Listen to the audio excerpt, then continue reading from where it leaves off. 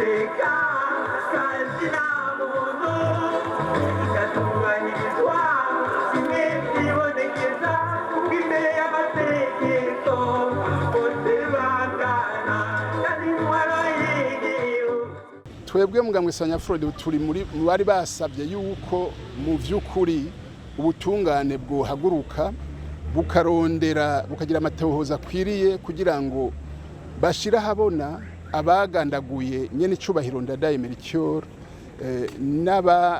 n'ababatumye kuko hariho bajya ankumbure baba bafise inkota yo gusogota umuntu ari ugasanga batumwe n'abandi bantu bakomeye umuntu atazi cyo ni igikorwa cy'ubutungane kugira ngo mpaka barondere batore iyo byaje biva batore nico barondera kugira ngo abarundi twese twahekuwe tubimenye. Nivyo umugambwe Sanyafrode warahekuwe ariko twibuke yuko Ndadaye Melchior ari mukuru w'igihugu n'abarundi bose bahekuwe. Twarumvise ko basubiye kubyura urubanza rw'abishe umukuru w'igihugu yari yitorewe n'abanyagihugu.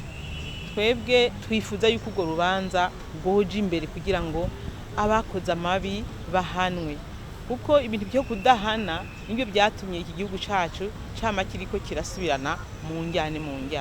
Twosaba yuko ubutungane bwokora kandi tugasaba yuko bokora kuko abasigwa bamwe bariko barapfa batababwiye ukuri kw'ibintu ukuntu byagenze. Twosaba rero ko ubutungane bwokora kugira ngo urwo rubanza rushigwe ahabona hanyuma rushigwe no mu ngiro.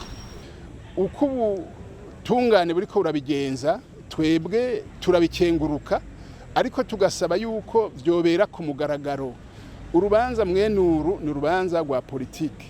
Turasaba nk'aje Gitega biriko urubanza ruriko rurabera yuko burya ruriko ruraba ubutungane bwotegura yuko abarundi babikeneye bose boza kumviriza bakumva nyene byagenze kuko birabaraba nibo bamerewe nabi.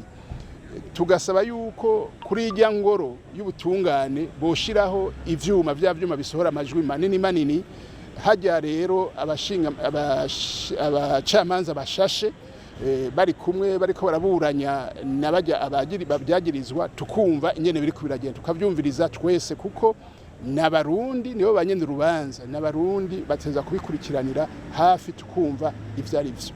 Amatora ya 1993 dushobora kuyakuramwe ivyigwa bikuru nka bibiri. Ubwa mbere nuko vy'ukuri amatora ategerezwa kuba mu midegembyo. Muri kino gihe rero turiko turategura amatora y'umwaka wa 2020 abarundi bose duhereye ku bategeka hejuru tukaja mu migambwe tukaja n'ahandi tuza kumenya yuko aya matora tuza kuyakura arashoboka kandi arashobora kugenda neza.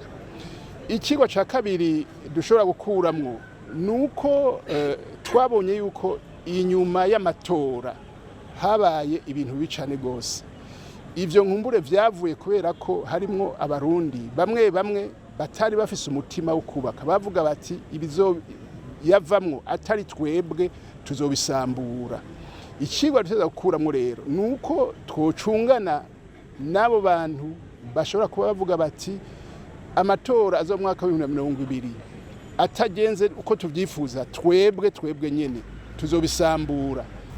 Amatora muri 2020 ayo matora ndabye ibi bihe turimwo hanyuma nkaraba n'ukuntu twahora duca mu matora yahera nk'uwasanga hari ibintu by'injyane ariko ndabona ko abarundi baramaze kuronka icigwa.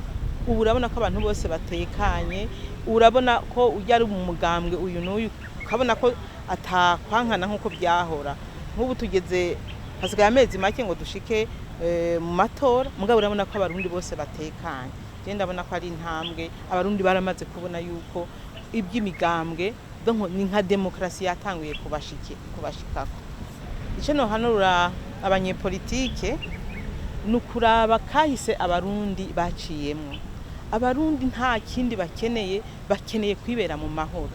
Niba dushikiriza imigambi myiza izotuma dushika ku iterambere, umunyagihugu nta kindi kintu ashaka, nta kindi kintu akeneye amahoro, imigambi izomuteza imbere ntitwame turi mu bukene.